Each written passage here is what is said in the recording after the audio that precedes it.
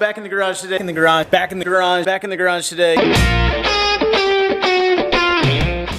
What's going on, guys? Back in the garage today working on my 2021 KTM 890 Adventure R. While I really like the bike, we know the bean counters get involved building these things, and we have to cut some corners and put some cheaper parts on when maybe we need a little bit better part. I first noticed it when we were working on Pete's Nord 901.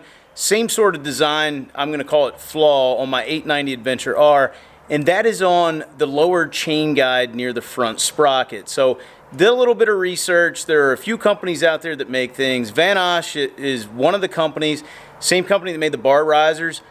Their solution is about $110. I went a little cheap with the Amazon special, which looks exactly the same at about half the price, and I'll link that down in the description below. So let me show you, because the package just arrived and we're going to slap it on the bike now because I got a ride coming up this weekend. Okay, so this is made by, I don't even know that you pronounce that, N-I-C-E-N-C. They have two different color options available. I got the anodized black. There's also an anodized orange if you want a little more bling. Inside the package, this is the sensor protector. We'll get to that in a few moments. Also inside the package is the front sprocket guard, as well as, this is basically the same thing as what KTM provides on most of their other bikes, the lower chain guide, which I'm more interested in this than I am in this, but let me show you how the factory setup works as we pull it off, and then I'll show you how to get this installed. Alright, so before we can go removing this front sprocket cover, we need to remove the shift linkage. You can go up here or you can go back here. I'm just going to go on this one. It is a T30 Torx bit to get this removed. And with that removed, we can just kind of set it over out of the way. Next up, still using that T30 Torx bit, we've got a fastener here, we've got one down here, we've got one down here.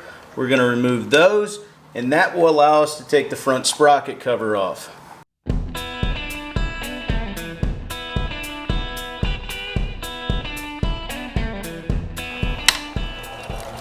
Now I'm going to take this over to the tailgate here in a second to kind of show you, but I just want you to see that this runs underneath the chain here. You see when I flex the chain, this moves. Now we're going to go ahead and pop it off, and then I'm going to show you what I don't particularly care for about this design.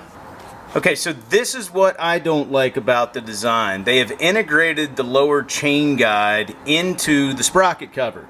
So when this wears out, you have to replace this entire thing. I'm still trying to find out what one of these costs. I do know they make a Power Parts version made out of carbon fiber that's about 150 bucks. This one's obviously much less expensive, but with this on the bike, you can't tell when this is wearing down, so you'd have to remove it from time to time to check the status, where with this upgraded part, we're essentially using a factory KTM lower chain guide on it like we use on all of my other adventure bikes, so you'll be able to just eyeball it and know when it's time to replace, and it's relatively inexpensive and won't take very long. So also, we won't build up all this crap and stuff inside here from riding off-road. This is literally from one ride. Another thing I don't particularly care for in the factory design is we have this sensor sitting right here. As you can see, it is exposed to plenty of the elements. And the other thing, if this chain breaks, there's a good chance we're going to take this sensor out along with it. So we're going to clean this up first off, and then we're going to use the included guard, and we're going to put that over it. That'll give us a little added safety as well. Okay, so next up, we're going to take a 4mm Allen on this sensor and break these bolts loose and go ahead and pull them out. We're not going to be reusing them. All right, next up we're going to take our little cover. I've got the bolts running through it. Now we're going to need a 3mm Allen. Also included in the pack are these spacers. They are going to go right on to these bolts like this. I got a little bit of blue Loctite on there as well. And then we just want to get these lined up and started. And that's what we now have to protect this sensor, where before we basically had nothing. Just one more thing, I believe in the Van Osh kit, it comes with a couple of washers that will go on the outside of this, underneath the bolt, then you'll have the spacers, but in this budget kit for half the price, it just comes with the spacers. Okay, so next up we've got the sprocket cover, case saver, whatever you want to call it. You see we got these two openings here. We're going to use our included hardware and put these two spacers in.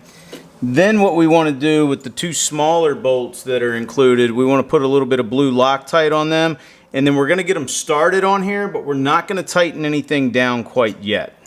And just a heads up, these are 4mm Allen. Again, we're not going to tighten them down. We just want to get them started in there in place. Okay, great.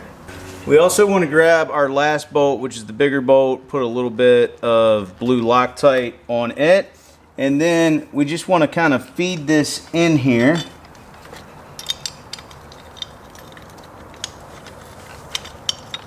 It's a 6mm Allen on this. Make sure you don't strip anything out. Okay, so with all the bolts inserted, now we just want to make sure we've got this case saver pushed as far forward as possible, and then just start tightening down the bolts. We'll start here with the Allen 4mm, hex 4, whatever you want to call it, and work our way around. Obviously this one down here is the 6mm. And the last thing we want to do is just spin the rear wheel, make sure everything is clearing, there's no binding, everything looks good. We see we got the new chain slider down here, which is now replaceable, and we don't have to replace this entire thing. And then we have the added protection of this sensor cover up here, which we didn't even have before. And then last but not least, we're gonna take a little bit of blue Loctite and our T30 bit and get our shift linkage hooked back up, and then we're done. All right guys, so that is the install process of one of these case savers, chain sliders, sensor covers, whatever you want to call it. Everybody's gonna, modify their bike in their own way. For me, I want to try to make the bike as indestructible as possible.